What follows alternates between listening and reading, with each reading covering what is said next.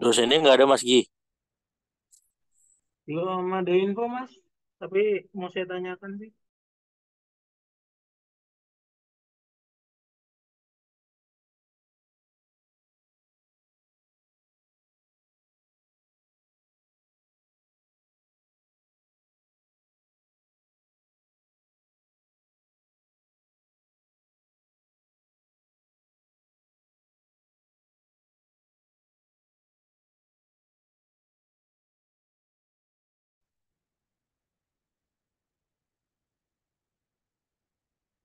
Tes, tes. Suara saya jelas? Siap, siap, siap, siap. Terdengar dengan jelas Pak. Jelas Oke. Pak. Lanjutkan, lanjutkan, lanjutkan.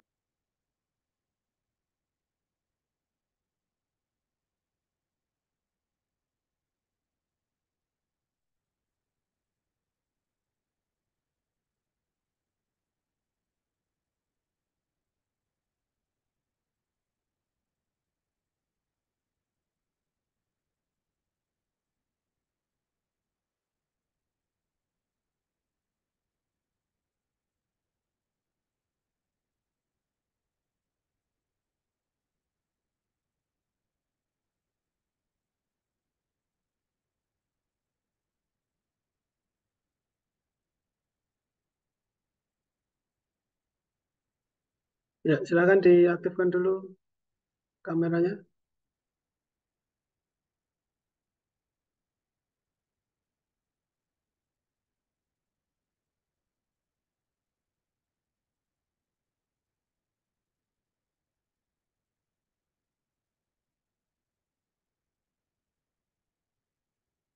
Yang lain mana yang lain?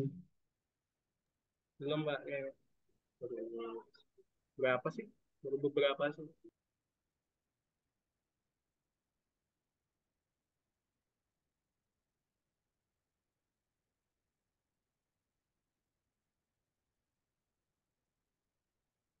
Oke.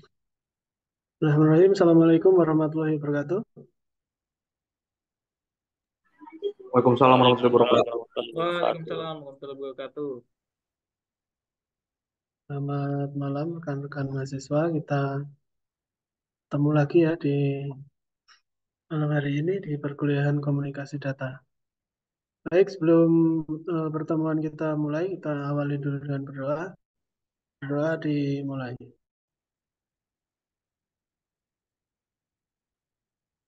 Ya, cukup. Puji syukur kehadirat Allah Subhanahu wa taala, Tuhan Yang Maha Esa, kita bisa ketemu lagi, kita bisa bertatap muka lagi di malam hari ini dalam keadaan sehat.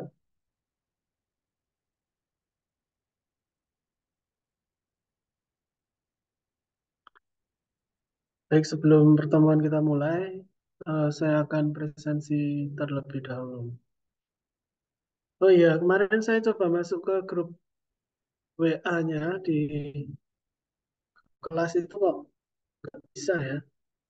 Saya chat aja ya untuk nomor Kenapa, HP. kenapa Pak? Kenapa Pak? Untuk kendala WA ya Pak ya? Ya, di grup. Di grup Ini ya? Sebentar tolong saya cek dulu ya. di-add ya, Iya, iya, iya. dimasukin. Iya, iya. Saya nggak pakai headset ini, tinggal di kantor sih. Mudah-mudahan suaranya tetap bisa clear ya.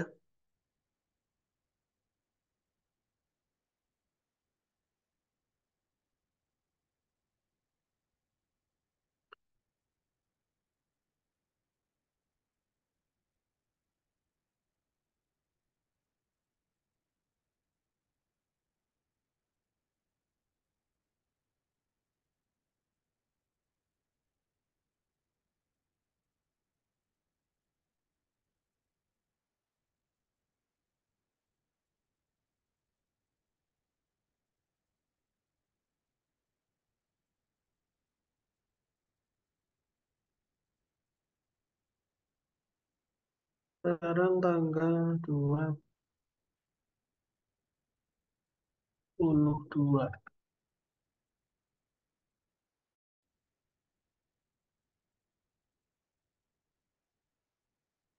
Mulai ya, presensi ya. Ahmad Dedi Khairunas. Anal Haq Surling Prang. Hadir, Pak. Arif Kurniawan. Hadir, Pak.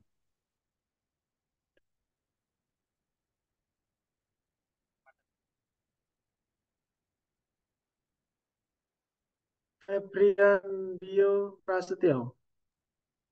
Hadir, Pak. Ferdinand Rizky Budiarto. Givari Kurniawan. Hadir, Pak. Muhammad Syaifuddin Tamami. Hadir, Pak. Muhammad Tufatur Rosikin. Novita Sri Damayanti. Hadir, Pak. Rahmat Sidik.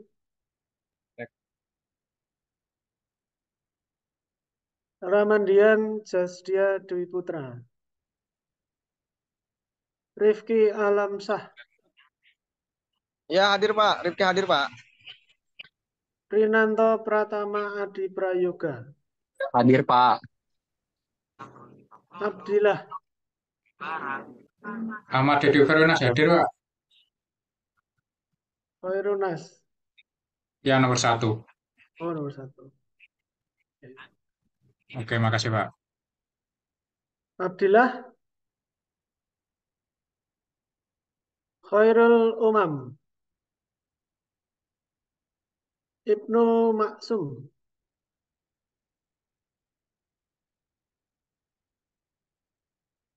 Muhammad Aditya Prayoga. Hadir Pak. Rahmat Hidayat.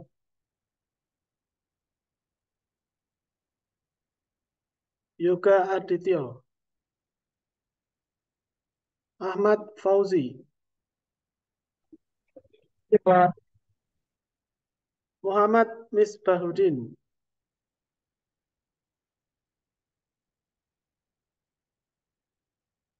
Ada yang kelewat?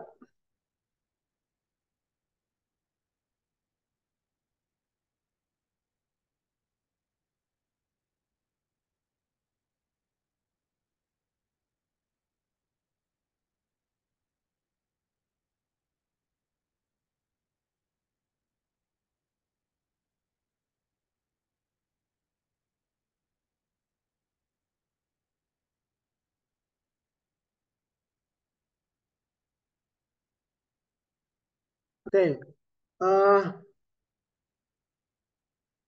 Sebelum kita lanjut ke materi yang kita lanjutkan yang materi yang kemarin.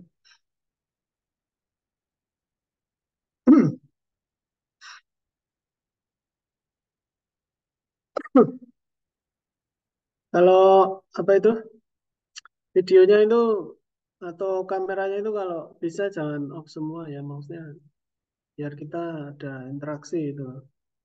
Biar saya juga tahu apa aktivitas dari teman. Jadi kalau yang koneksinya bagus bisa jangan di off kan ya.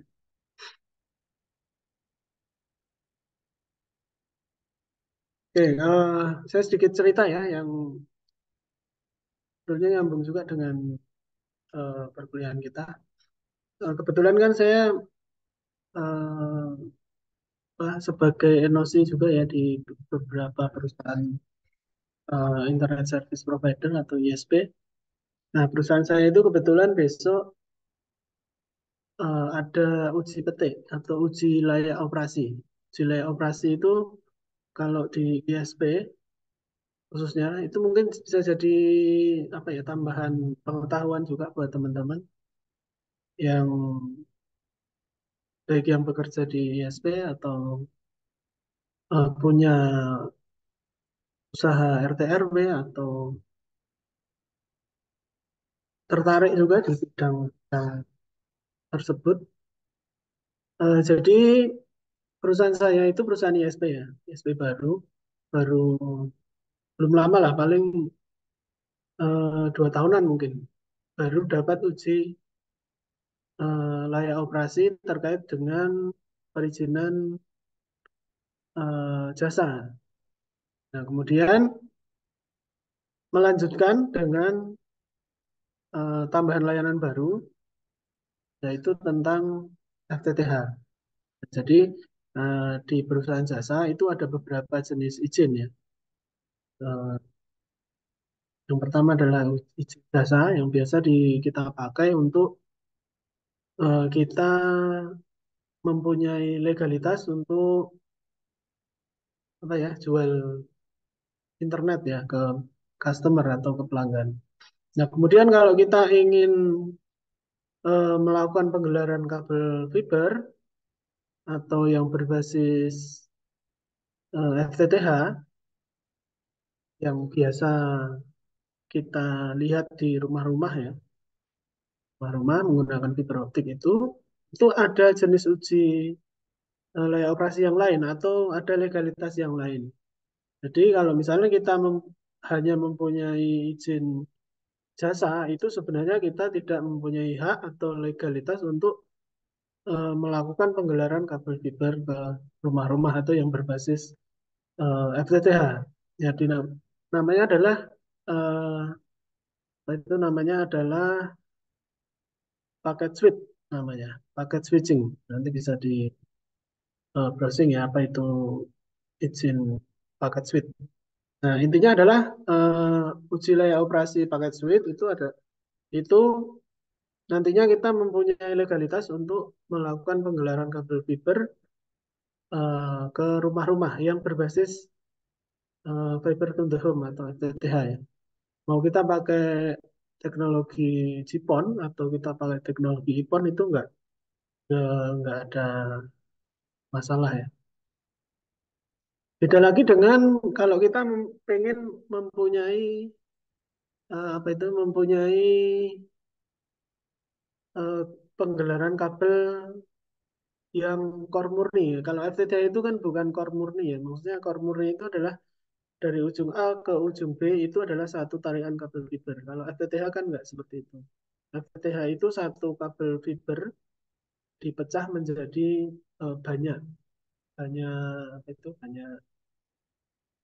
banyak user ya, bisa 1:8, 1:16, 1:32, 1:4, 1:128 tergantung dari konfigurasi atau dari topologi masing-masing gitu.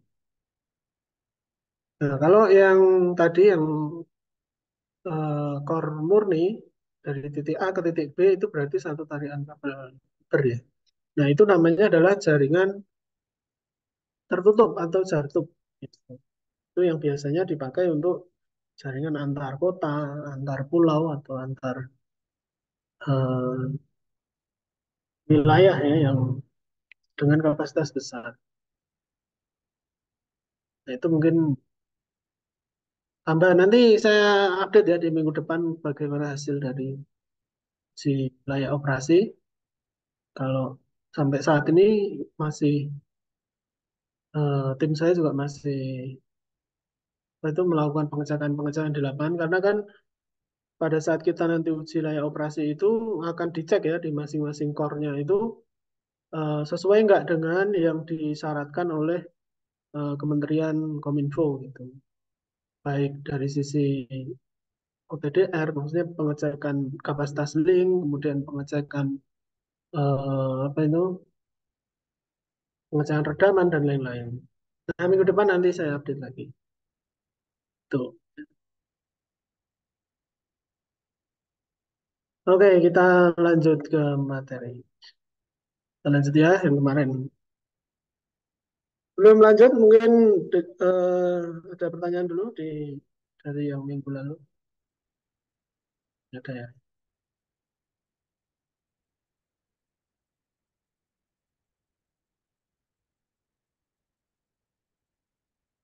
Oke, kemarin di minggu lalu kita telah memulai di dasar komunikasi data tentang kompleksitas apa-apa saja hal yang menyebabkan kompleksitas yang berkaitan dengan komunikasi data. Ada transmission system, kemudian ada interfacing, pembangkit sinyal, sinkronisasi, manajemen pertukaran data, kemudian error detection, flow control, pengalamatan, routing, recovery, pembentukan pesan, pengamanan, dan manajemen jaringan. Mungkin ada hal-hal yang lain juga. Oke, apa itu transmission system utilization? Itu menunjuk kepada kebutuhan untuk membuat suatu supaya penggunaan fasilitas transmisi yang biasanya terbagi menjadi beberapa perangkat komunikasi menjadi lebih efisien. Beberapa teknik ditunjukkan sebagai multiplexing, dipergunakan untuk mengalokasikan kapasitas total dari suatu media transmisi di antara jumlah user. Sistem transmisi itu bermacam-macam ya yang kita kenal di komunikasi data. Ada yang berbasis kabel, ada juga yang berbasis non kabel. Yang berbasis kabel tentu saja biasa kita lihat ya, ada kabel fiber, kemudian ada kabel UTP, kemudian ada kabel koaksial yang biasa ada di tower-tower transmisi atau tower-tower GSM yang towernya besar-besar, itu kabelnya warna hitam, itu adalah kabel koaksial. Ada juga kalau zaman dulu kabel koaksial itu ya biasanya masih dipakai juga di komputer-komputer. Tapi saat ini sangat jarang sekali komputer yang menggunakan kabel koaksial karena kapasitasnya itu terbatas. Nah, rata-rata untuk penggunaan kabel itu ya banyak menggunakan kabel UTP atau STP, kemudian ada juga kabel fiber optik. Nah, kabel fiber itu juga terbagi menjadi bermacam-macam ya, baik dari sisi jenisnya, kemudian pensinyalannya itu juga bermacam-macam. Nah, kemudian ada perangkat yang ini, yang multiplexing ya. Ini juga yang dimanfaatkan dalam teknologi FTTH ya, yang di mana dalam satu jalur kabel fiber itu kita bisa memecah menjadi beberapa layanan ya. Ini ada source 1 sampai source ke N, kemudian masuk ke dalam jaringan fiber atau dalam sistem transmisi fiber optik, kemudian di demultiplexing dikembalikan lagi ke jenis layanannya. Misalkan kalau di FTTH itu kan ada beberapa input ya, contohnya ada input untuk telepon, kemudian input untuk voice, kemudian juga input untuk data gitu. Nah, kemudian masuk dalam satu jaringan fiber, kemudian ada perangkat demultiplexing atau kita kenal sebagai ONT ya, ONT yang ada di sisi user yang perangkatnya kecil. Sebenarnya antara ONT dan juga OLT yang ada di server itu tujuannya itu sebenarnya sama, multiplexing dan demultiplexing untuk mengembalikan dari sinyal sumbernya. Misalkan ini suara ya nanti akan dikembalikan ke source output suara. Kemudian teknik-teknik congestion control diperlukan untuk memastikan atau menjamin agar sistem tidak sampai kewalahan dibanjiri oleh permintaan yang berlebih terhadap layanan transmisi. Kemudian agar dapat berhubungan suatu perangkat itu harus bersifat interface dengan sistem transmisi. Jadi harus kompatibel ya antara misalkan dalam suatu sistem transmisi itu ada perangkat yang berfungsi sebagai sebagai pensinyalan ya atau wireless, kemudian ada perangkat yang berfungsi sebagai inputnya atau di port interface RJ45 misalnya. Jadi antara RJ45 dan juga perangkat itu wireless itu bisa dilakukan komunikasi gitu. Jadi tidak berdiri sendiri-sendiri. Kemudian seluruh bentuk komunikasi tergantung pada penggunaan sinyal-sinyal elektromagnetik yang disebarkan melalui suatu media transmisi. Jadi sekali sebuah interface dibuat, diperlukan pembangkit sinyal atau sinyal generation agar terjadi proses komunikasi. Hal yang berkaitan dengan sinyal seperti bentuk dan intensitasnya harus memadai untuk disebarkan melalui sistem transmisi dan mampu diterjemahkan sebagai data pada perangkat receiver.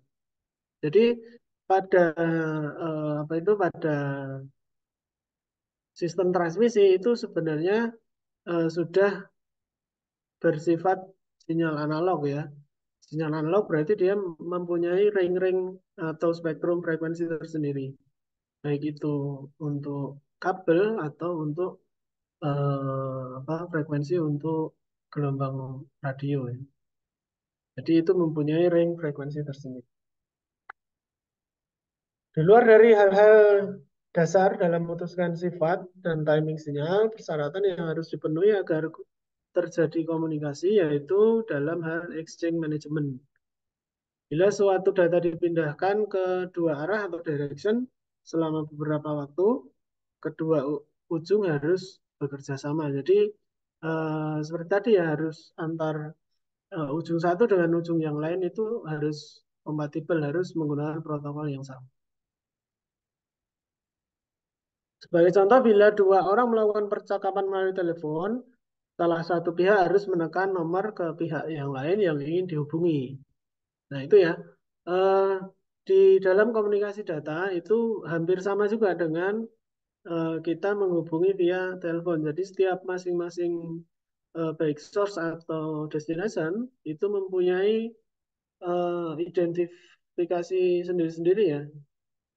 Contohnya adalah kalau di komunikasi data itu adalah nomor IP address. Nah, IP address itu dari masing-masing tempat atau masing-masing negara itu memang sudah mempunyai alokasi-alokasi tersendiri. Misalkan untuk alokasi IP yang ada di Indonesia akan berbeda dengan alokasi IP yang ada di Singapura, Malaysia, dan lain sebagainya. Makanya untuk alokasi IP itu sudah ditentukan. Sama juga dengan alokasi nomor telepon ya. Masing-masing negara pasti mempunyai ekstensi yang berbeda-beda. Nah, kalau kita berbicara di tahapan lokal ya, di tahapan jaringan lokal, itu kalau kita mempunyai IP yang sama mungkin akan terjadi bentrok ya, jadi nggak bisa. Nah, itu akan mengganggu dari kondisi jaringan itu sendiri. Gitu. Makanya memang untuk nomor IP itu sudah dibedakan masing-masing. Khususnya untuk IP publik ya, kita harus meminta kepada otoritas yang berwenang untuk dalam pengaturan IP. Kalau di Indonesia itu ada organisasi IDNIC ya, yang di bawahnya ABSI itu untuk kita bisa meminta alokasi IP publik. Di IP kita nanti akan berbeda dengan IP yang dipakai oleh orang lain. Itu. Nah saat ini IP publik yang ada itu kita bisa minta alokasi ya. Baik itu IP yang IP versi 4 atau juga IP versi 6. Nah, itu kita bisa minta alokasi dari IDNIC. Nah, sifatnya itu adalah sewa ya. Nanti kalau misalnya kita sudah nggak butuh alokasi tersebut, nanti akan ditarik kembali untuk dialokasikan ke tempat yang lain gitu.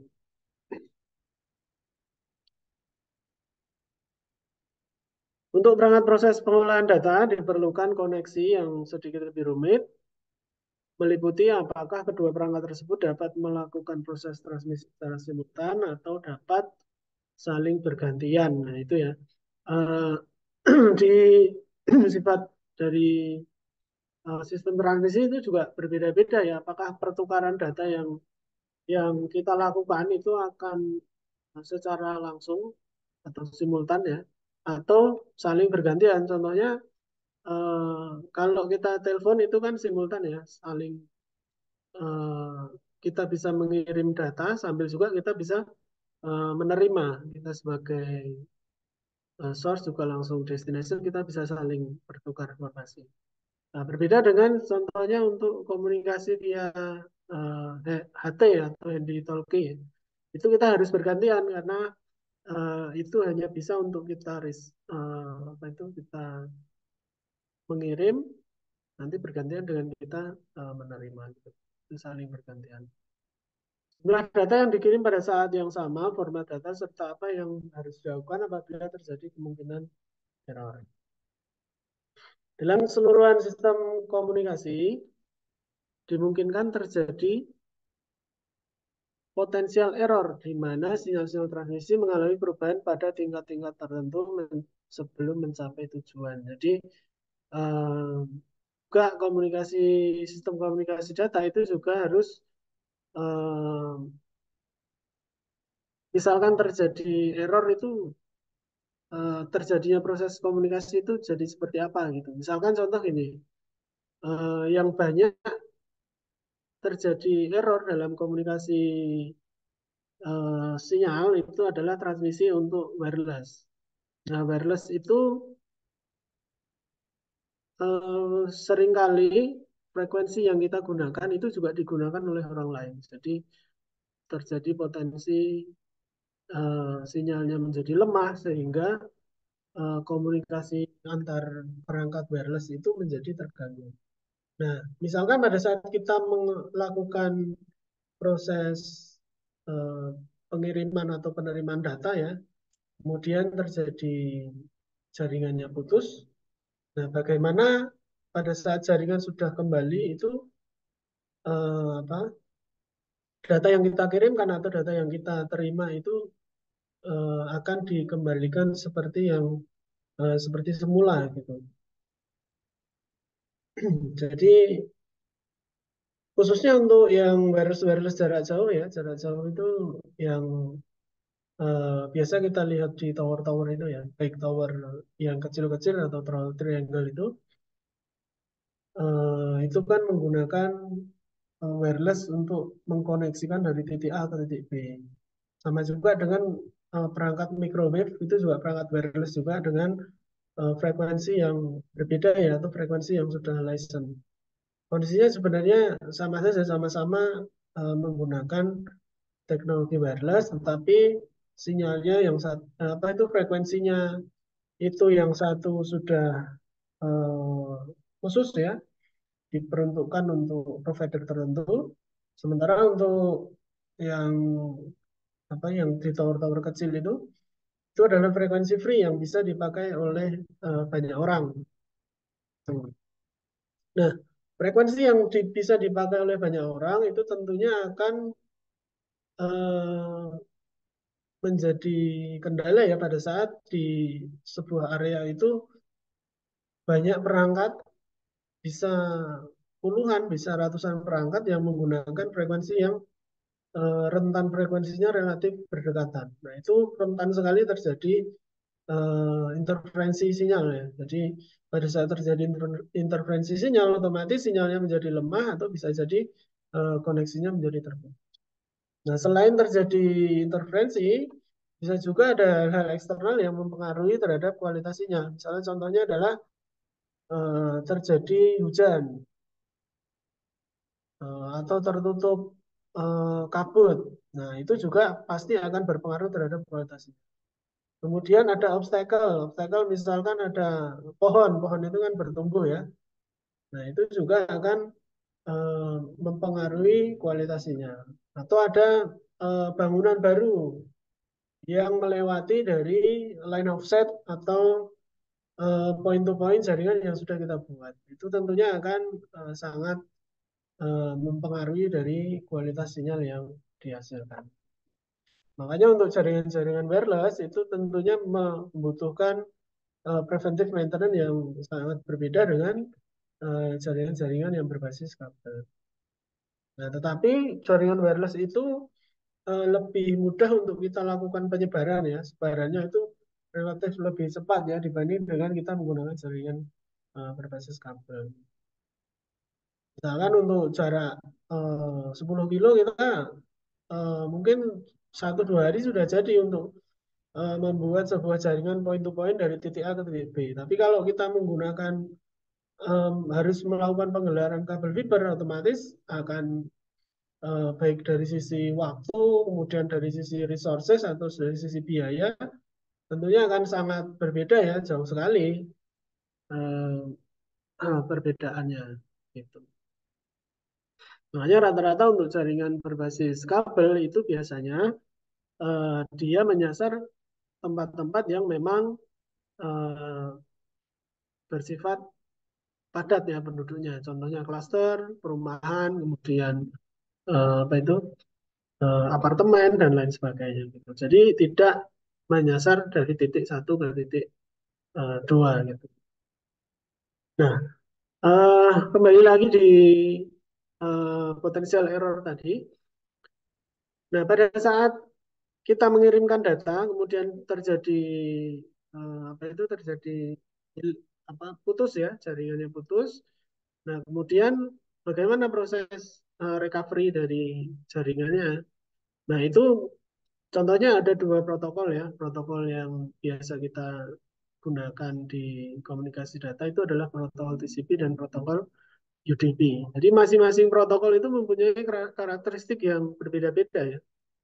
Kalau TCP itu tentunya akan melakukan garansi ya pada saat data yang kita kirimkan itu tidak sampai ke tujuan terkait terjadinya contohnya gangguan komunikasi tadi atau gangguan sinyal tadi, dia akan dikirim ulang. Sementara berbeda dengan protokol UDP. Nah, UDP itu tidak melakukan garansi kalau sudah hilang di jalan ya sudah. Makanya kalau UDP kita harus ini mengirimkan ulang. Nah, jadi masing-masing karakteristik protokol itu juga mempunyai apa itu mempunyai fungsi masing-masing. Gitu. Nah, nanti masing-masing protokol kalau kita lebih dalam lagi dari masing-masing protokol itu mempunyai di dalamnya yang masuk ke dalam protokol TCP baik kemudian yang masuk di dalam protokol UDP itu mempunyai fungsi masing-masing. Gitu. Karena itu error detection dan correction diperlukan agar kesalahan tersebut dapat diatasi. Itu ya. Hal ini biasanya terjadi pada sistem data processing sebagai contoh saat mentransfer suatu file dari satu komputer ke komputer lain, ternyata saat diterima isi data tersebut secara tidak sengaja mengalami perubahan. Kemudian flow control diperlukan untuk memastikan bahwa sumber tidak akan membanjiri tujuan dengan kiriman data lebih cepat dari yang dapat diproses dan diserap, gitu ya. Maksudnya adalah bisa saja terjadi bottleneck yang jadi source-nya itu lebih besar, kemudian destination-nya itu kecil. Contohnya misalkan dalam proses KRS ya, kalau mahasiswanya dalam jumlah yang besar melakukan KRS dalam waktu yang bersamaan, tentunya server yang mengakomodasi kebetulan servernya cuma satu ya untuk mengakomodasi kebutuhan KRS itu dia tidak kuat untuk dibanjiri trafik gitu. Walaupun sebenarnya trafiknya adalah trafik benar ya, bukan trafik flooding gitu. Yang bukan trafik yang tujuannya untuk membanjiri suatu resource atau suatu server ya. Nah, itu harus ada flow control yang diperlukan untuk memastikan bahwa sumber itu tidak akan membanjiri tujuan atau destination. Berikutnya adalah 2 konsep yang secara nyata berbeda namun masih berkaitan yaitu pengalamatan atau addressing dan juga routing. Nah, ini juga masih pengalaman addressing itu contohnya adalah IP address ya. Kemudian routing itu adalah bagaimana caranya bahwa misalkan kita ingin mengakses sesuatu itu kan membutuhkan jalur ya. Tidak mungkin dari saya mau akses ke Singapura itu hanya menggunakan satu jalur tanpa adanya routing itu tidak mungkin.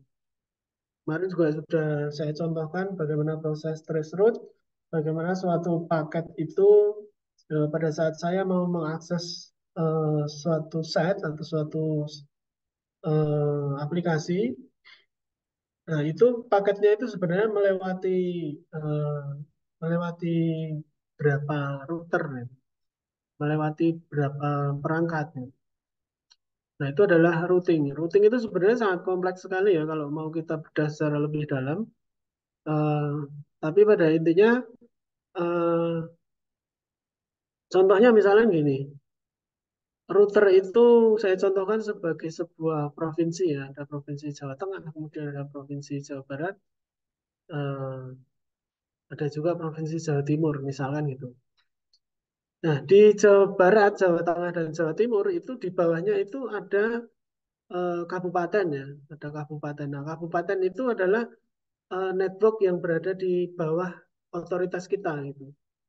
Nah, network yang berada di bawah otoritas kita itu bagaimana caranya eh, dibawa oleh Jawa Tengah atau Jawa Barat dan Jawa Timur itu untuk saling kita bertukar informasi gitu.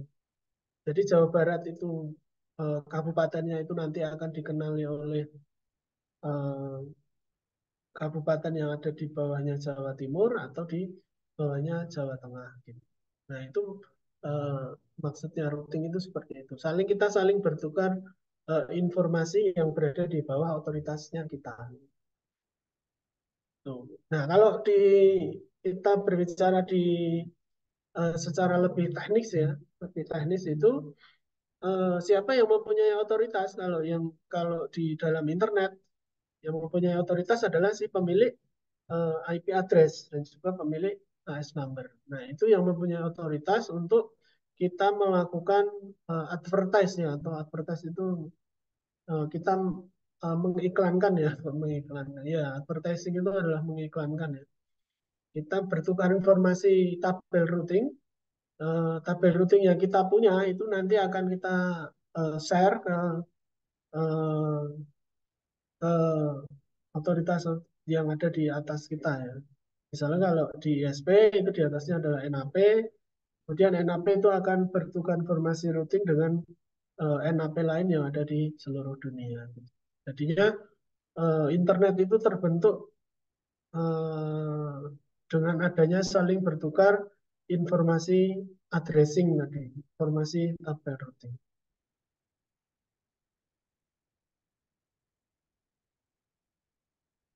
Kemudian saat sebuah fasilitas transmisi dibagi oleh lebih dari dua alat, sistem sumber harus mampu menunjukkan identitas tujuan yang dimaksud.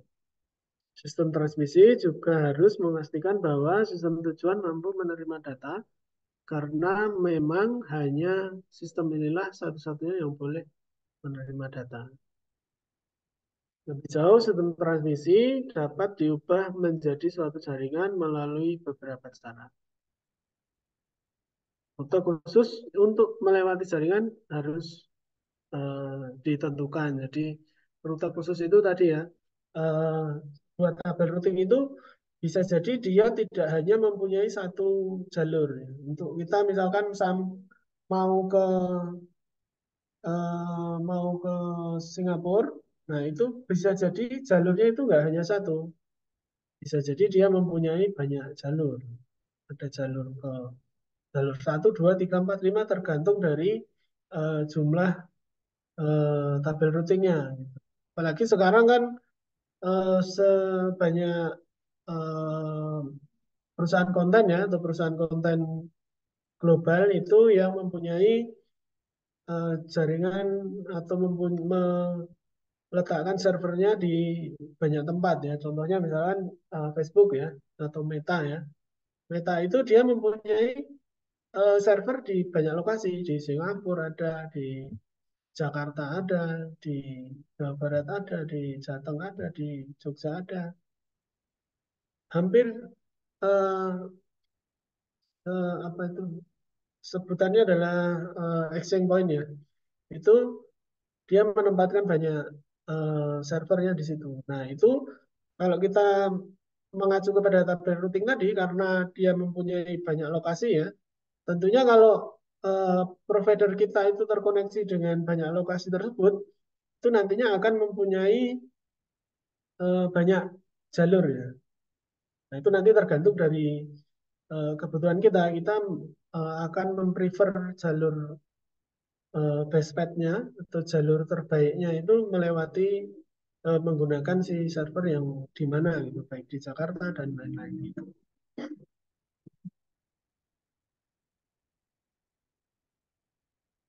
Kemudian teknik recovery diperlukan bila pada saat proses pertukaran informasi, misalnya transfer file atau transaksi database terjadi kegagalan dalam sistem. Recovery tidak hanya untuk melanjutkan kegiatan pada saat proses terhenti, namun juga memulihkan kondisi sistem.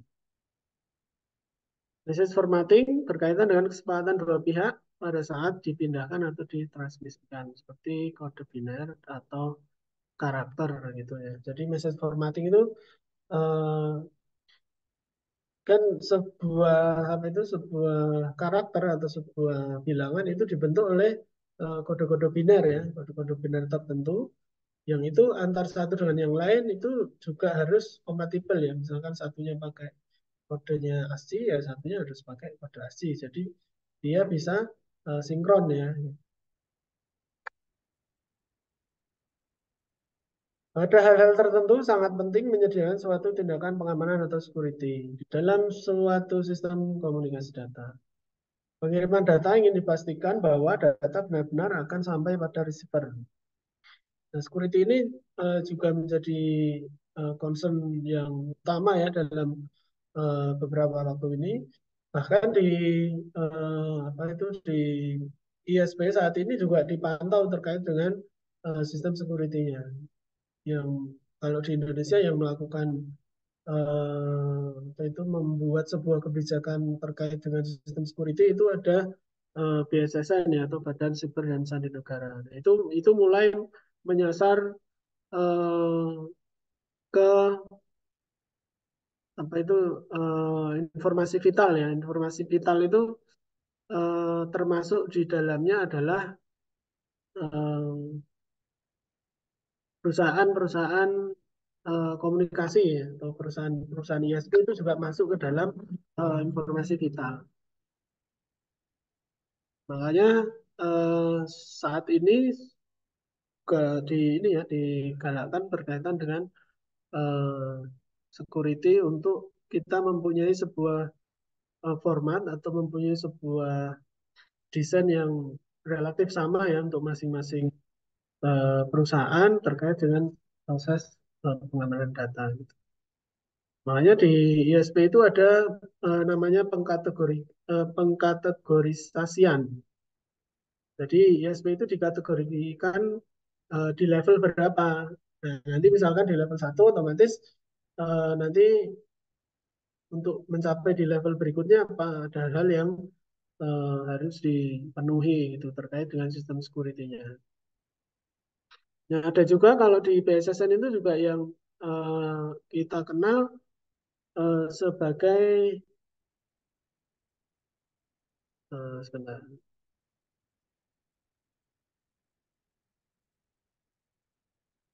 BSSN.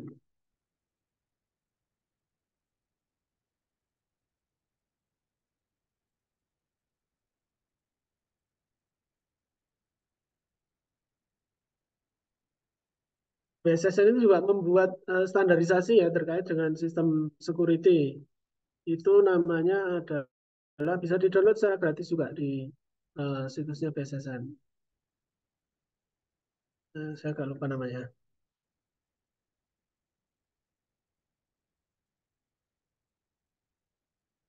Sebentar.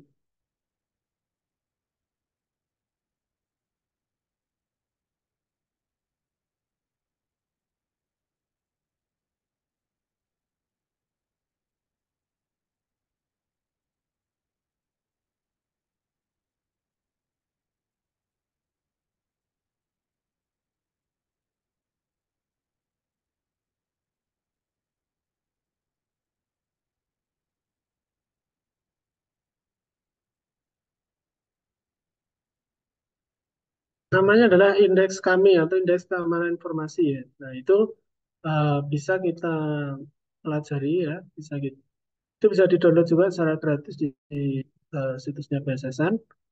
eh, indeks kami itu juga menggunakan standarisasi dari ISO 27001 yang berkaitan dengan Internet Security Management System. Nah, itu kita bisa menilai ya, misalnya kita mempunyai sebuah organisasi ya.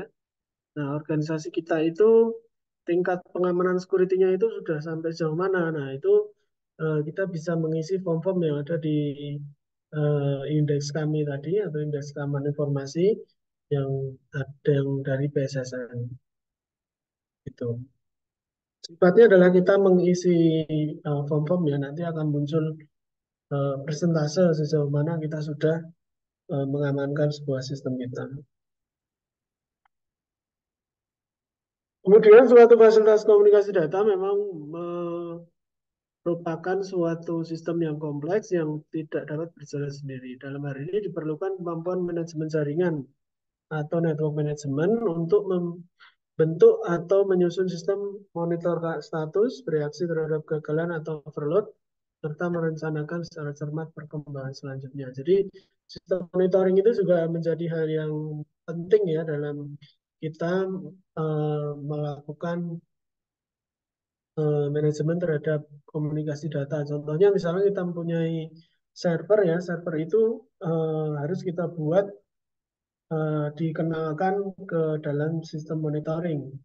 Nah, untuk protokol yang biasa kita gunakan itu adalah protokol SNMP ya, atau Sistem Network Management Protocol. Itu kita gunakan untuk mengetahui sampai sejauh mana persentase penggunaan resource. Misalkan ada dari resource traffic, kemudian dari resource memori, kemudian resource CPU. Nah, jadi kita bisa memantau kondisinya. Misalkan kondisi eh, malam hari gini mungkin servernya nggak banyak dipakai. Tapi kalau pada saat kondisi peak, kondisi siang hari bisa jadi servernya terjadi overload. Jadi kita bisa melakukan mitigasi ya, bagaimana supaya server kita itu tetap dalam kondisi yang optimal gitu. Nah, itu kita membutuhkan sistem monitoring. Nah, nanti lebih dalamnya nanti kita bahas di pembahasan tentang sistem monitoring.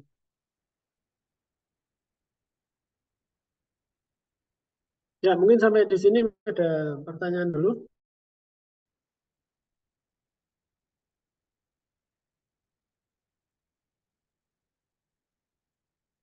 Ya, kalau nggak ada kita lanjut ya. Ini mungkin izin tanya Pak ya, yang materi yang dari awal, yang tadi soal apa ini komunikasi jaringan yang yang materi awal itu Pak. Nah, eh, di Indonesia sekarang kan Indonesia kan masuk dalam kategori negara iklim tropis Pak ya. Ada hujan, ada panas, ada pegunungan, ada laut rendah, tinggi kayak gitu. Nah, menurut Bapak sendiri komunikasi apa yang cocok untuk di daerah iklim tropis yang kadang hujan, kadang panas, dan daerah pegunungan yang cocok di Indonesia kayak gitu. Terima kasih Pak, itu aja Pak. Ya, jadi ya kalau dari sistem komunikasi data itu memang ada dua jenis ya. Yang saya sampaikan adalah yang berbasis kabel dan juga berbasis non kabel.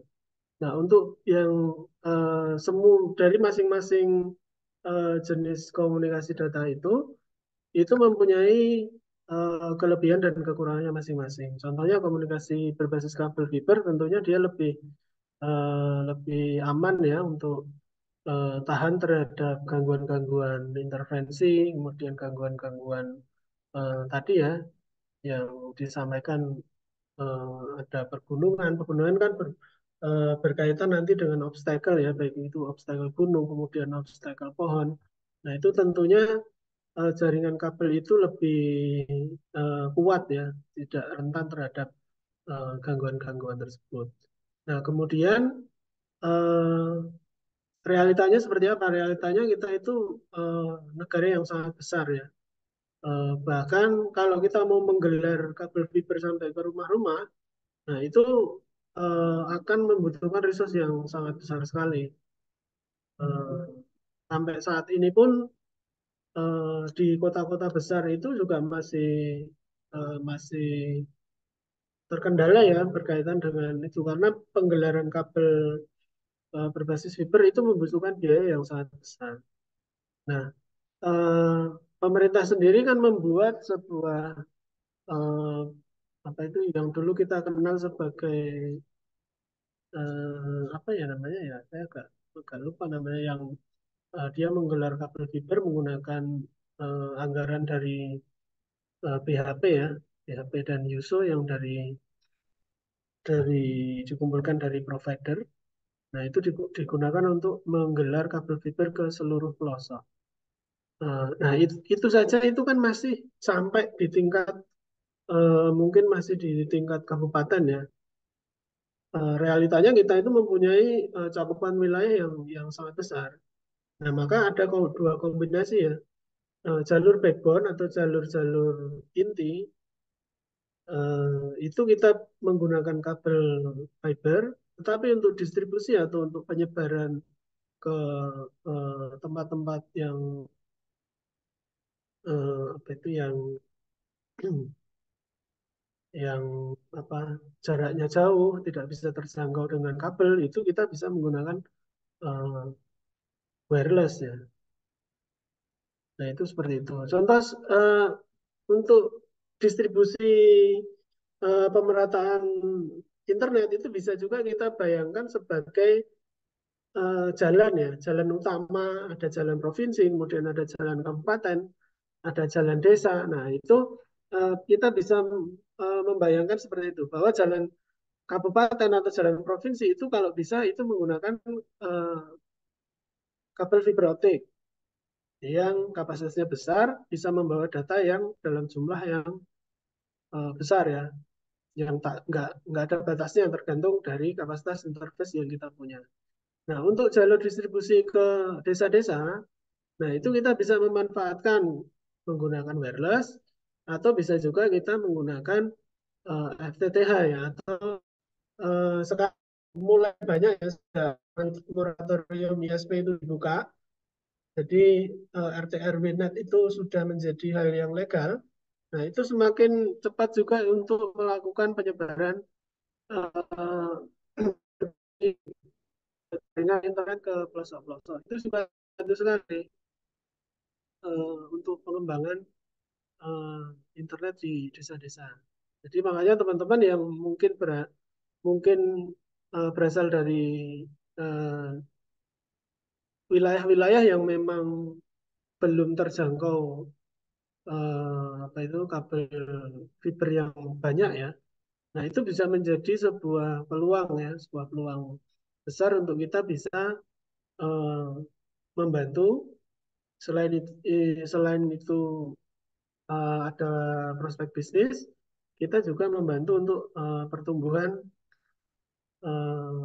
pertumbuhan wilayah yang ada di tempat-tempat yang memang belum terjangkau untuk jaringan internet gitu. Tapi patokannya adalah kualitasnya itu tetap harus kita jaga. Nah, kemudian ada juga yang selain dua tadi ya, ini juga masih masuk di dalam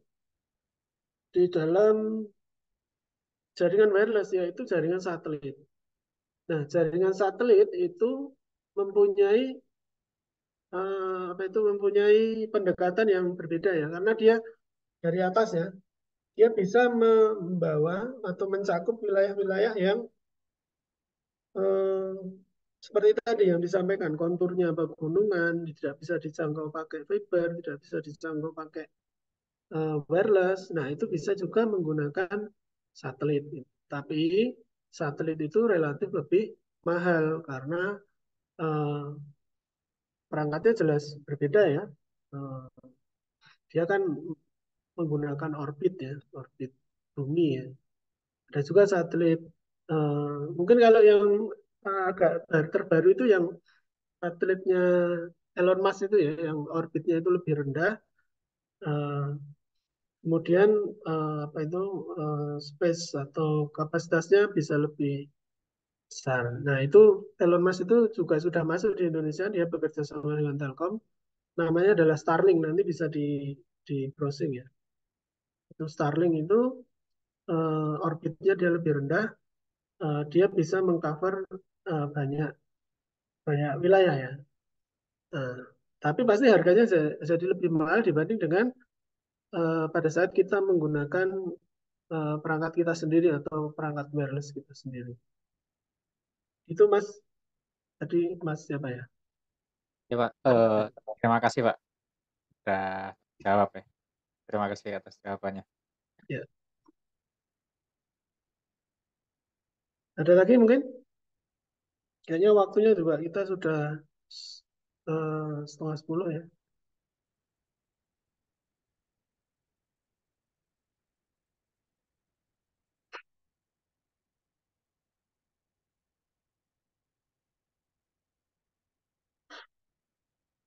Ada yang tambahan present lagi nggak?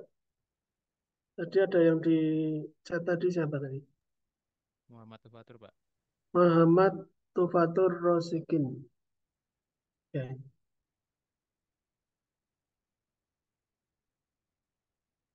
Ada lagi nggak? Nggak ada ya. Saya sudah dimasukin ke grup ya, Mas Kifari.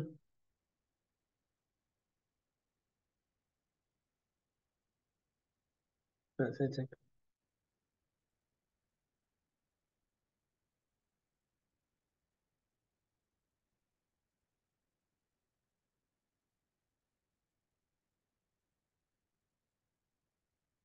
Ya, mungkin gitu ya untuk pertemuan kita di eh, malam hari ini. Saya tolong dimasukkan ke grup, nanti kalau ada informasi-informasi bisa saya share juga di grup. Ya, terima kasih atas kehadiran teman-teman. Semoga informasi yang saya sampaikan bisa bermanfaat, juga bisa membuka wawasan. Eh, saya akhiri, Assalamualaikum warahmatullahi wabarakatuh.